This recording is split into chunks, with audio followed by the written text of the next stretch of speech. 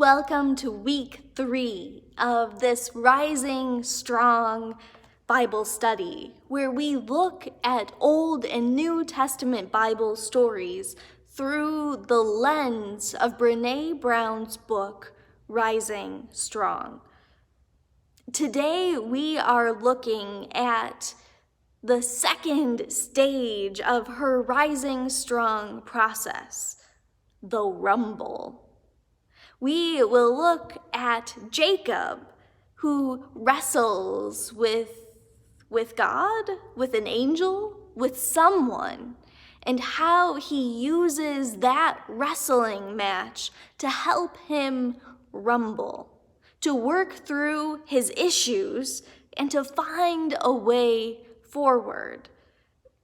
In Jacob's case, his issue is with his brother Esau.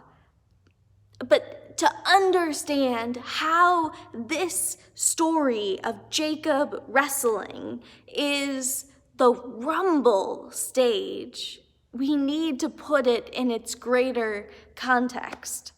So here is a summary, a brief summary of Jacob and Esau's relationship, as found in the book of Genesis.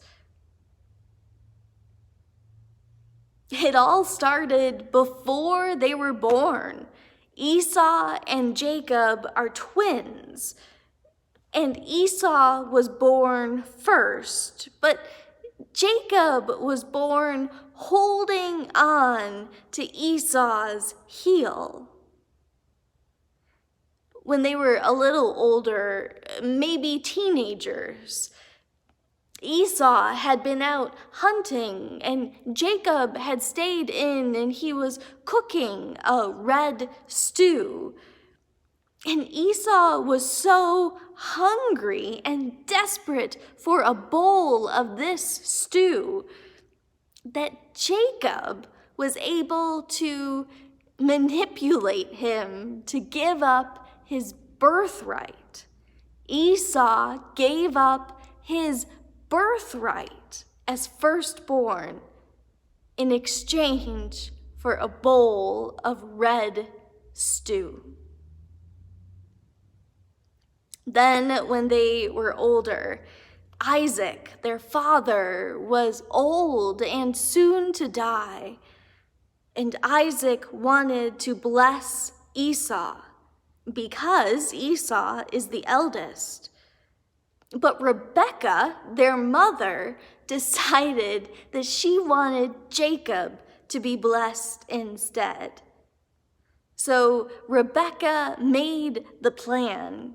She made the food that Esau was going out to hunt for, and then Rebekah covered Jacob in animal furs because Esau was hairy, but Jacob wasn't.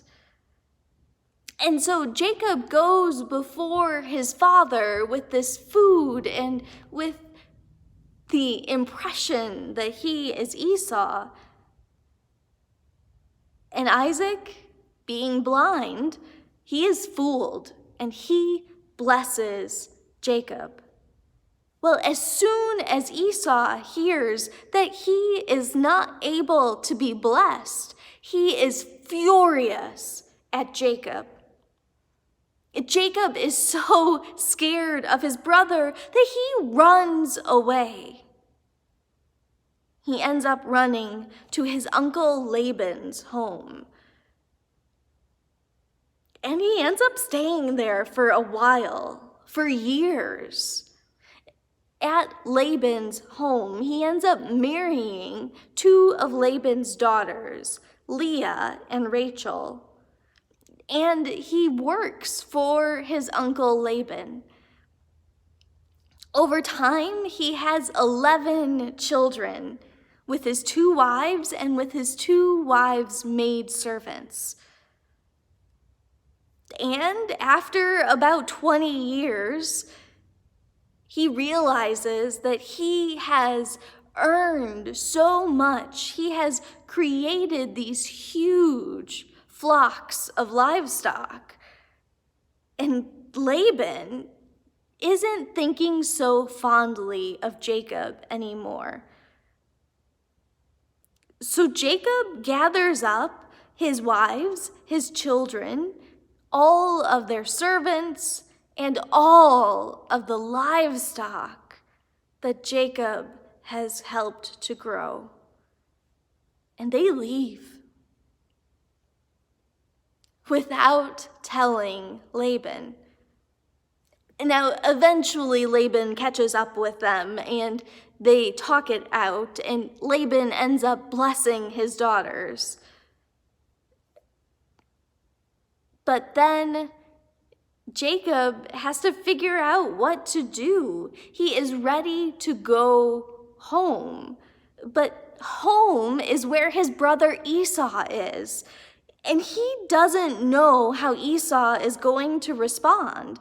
Yes, it's 20 years later, but Jacob did steal Esau's birthright and his father's blessing. So Jacob is scared. While he's on his path home, he ends up sending hundreds of his livestock as a peace offering to Esau. And then he hears, when his servants return, that Esau is coming to meet Jacob and that he is bringing 400 men with him. That is the context of today's story. It is the night before Jacob reunites with his brother, and he is scared about what is going to happen.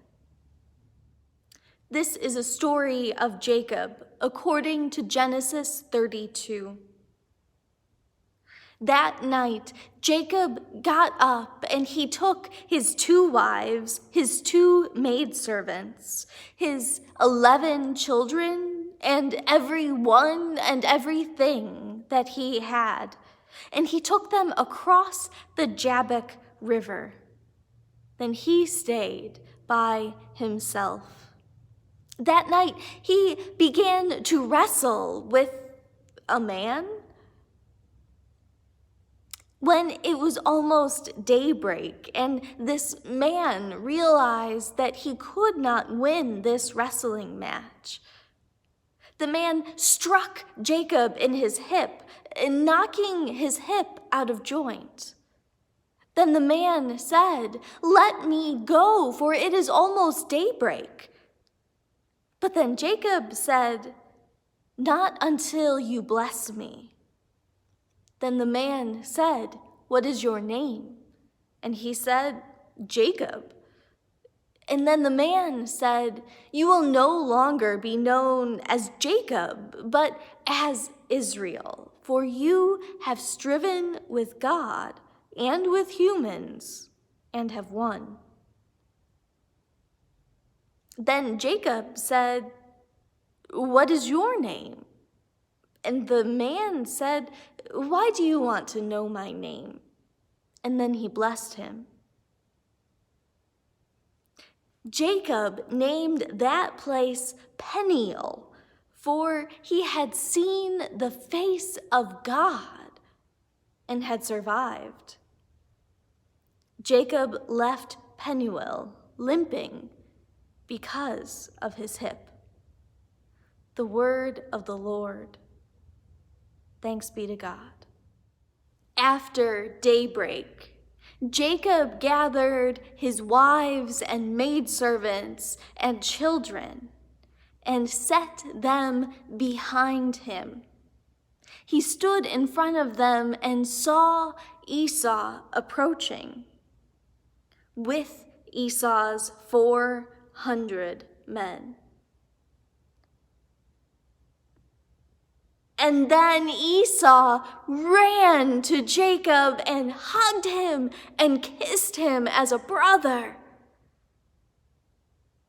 Then Esau stood back and saw the women and children and said, "Who are these people?" And Jacob said, "God has blessed me with a great family." Then each of the women and children in turn bowed before Esau. Then Esau asked Jacob, "Why did you send all of those livestock and servants?" And Jacob said, "To find favor with you." Then Esau said, "I don't need these. Please take them back." But Jacob said, "No, I have given these freely. I have more than I need. Please accept these and find favor with me." So Esau agreed to keep the livestock. Then Esau said, "Let's go home together."